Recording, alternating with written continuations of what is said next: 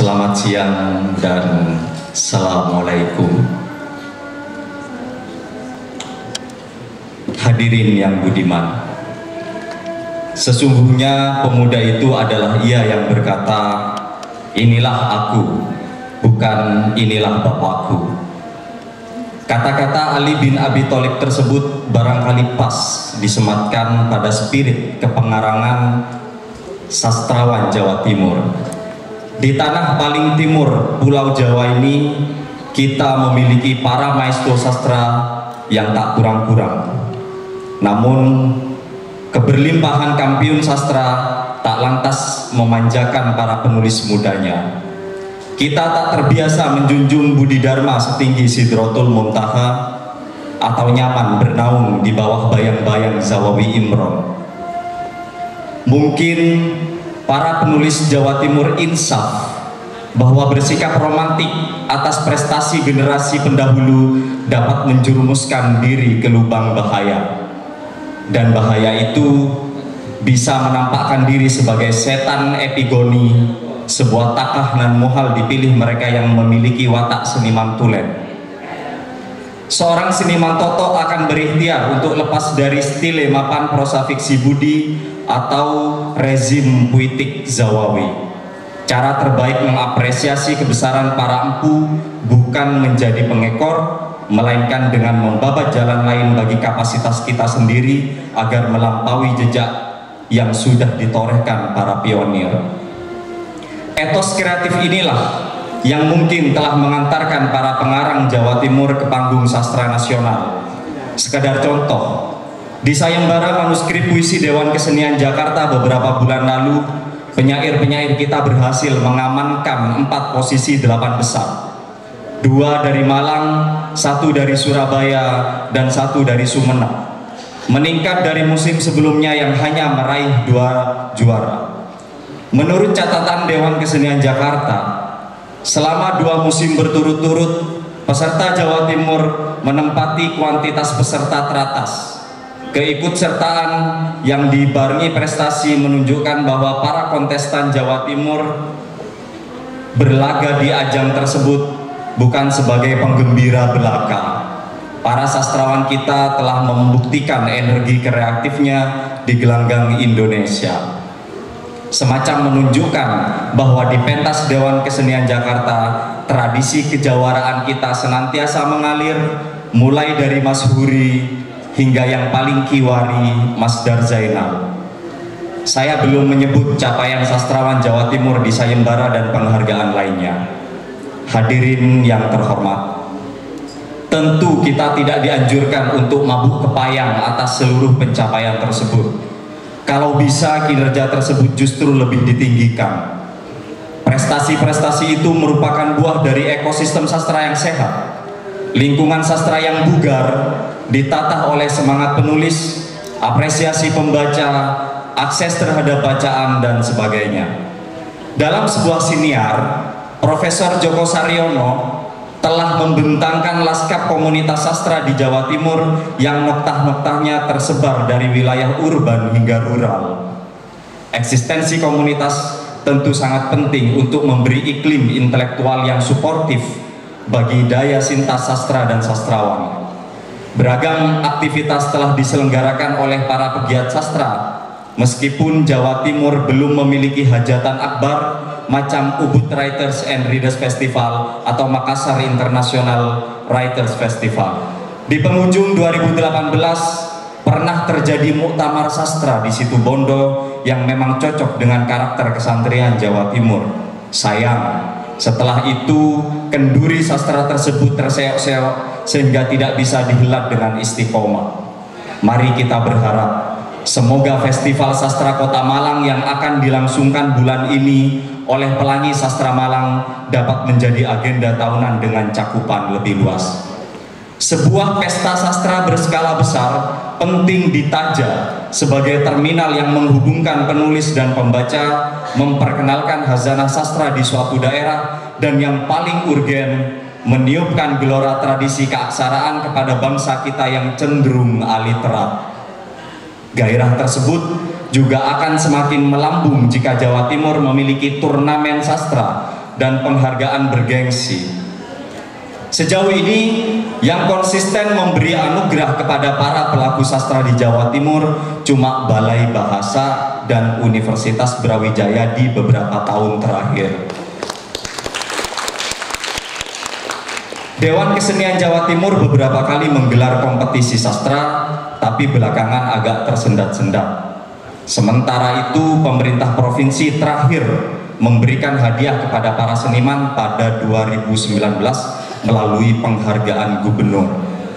Hadirin yang sentosa, masalah lain yang tak ada salahnya kita cermati yaitu perbandingan tak imbang antara pencapaian prestasi sastrawan Jawa Timur perempuan dan laki-laki. Tanpa statistik dan dengan pengamatan sepintas, sesungguhnya kita bisa menyimpulkan bahwa di arena sastra nasional, capaian pengarang laki-laki Jawa Timur jauh lebih banyak ketimbang perempuannya. Saya tidak yakin kejomplangan demikian disebabkan oleh cara pandang falogosentris yang beroperasi dalam sistem dan tak memberikan panggung kepada penulis perempuan sebagaimana dipercayai sejumlah feminis ibu kota. Akar persoalannya sebenarnya mudah kita terka. Di Jawa Timur dan di Indonesia pada umumnya, agaknya jumlah sastrawan laki-laki jauh lebih banyak ketimbang sastrawan perempuan. Faktor kuantitas tentu memengaruhi peluang sebuah pencapaian.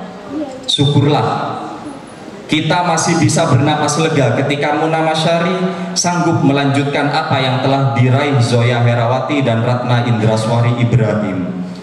Dan di samping keduanya kita masih bisa menyusun senarai penulis prosa fiksi perempuan Jawa Timur lainnya. Tapi kita akan masgul saat dipaksa mendaftar nama-nama penyair perempuan Jawa Timur berprestasi. Apa masalah perempuan dengan puisi? Jika kita percaya psikoanalisis atau diskursus semacam itu dan bersikap esensial, justru bahasa puisilah yang paling dekat dengan tatanan feminin yang Julia Kristeva sebut non-semiotik. Andai kita ditanya, mengapa jumlah penulis laki-laki lebih banyak ketimbang penulis perempuan, padahal mahasiswi program studi sastra memenuhi 2/3 ruang kuliah dan pelatihan mengarang seringkali didominasi oleh peserta perempuan, mungkin kita akan mengajukan jawaban basi. Tugas ganda perempuan di ranah publik dan domestik tidak memberi angin kepada mereka untuk bertungkus lumus dengan seni berbahasa. Bila jawaban kedaluarsa itu benar, perempuan telah kehilangan kesempatan untuk mengaktualisasikan diri ke dalam tatanannya via bahasa sastra. Perguruan tinggi lebih banyak menghasilkan akademisi ketimbang intelektual, celetuk Prof. Joko Saryono di Facebook. Di jurusan sastra, dosen-dosen menjadi pabrik artikel jurnal. Sedangkan menulis kritik sastra publik membutuhkan keterampilan yang berbeda dengan membuat artikel jurnal. Esai dalam hal ini menuntut kelincahan bertutur. Akhirnya kritik sastra publik menjelma terra incognita bagi kebanyakan akademisi kita yang tidak bisa menulis esai. Di bidang kritik sastra publik inilah kita nyaris tidak menemukan nama perempuan Jawa Timur, apalagi sekaliber Bramantio, Wawan Eko Yulianto, atau Yusri Fajar. Tapi kita boleh berbahagia karena tahun ini Riri Rengganis menerbitkan amatannya atas 2 novel Ayu Utami dengan segmen pembaca luas.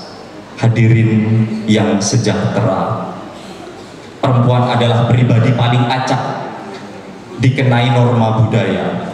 Sementara itu, Jawa Timur merupakan wilayah paling multikultural ketimbang provinsi Jawa lainnya. Mulai Osing hingga Madura, mulai Pandalungan hingga Tengger.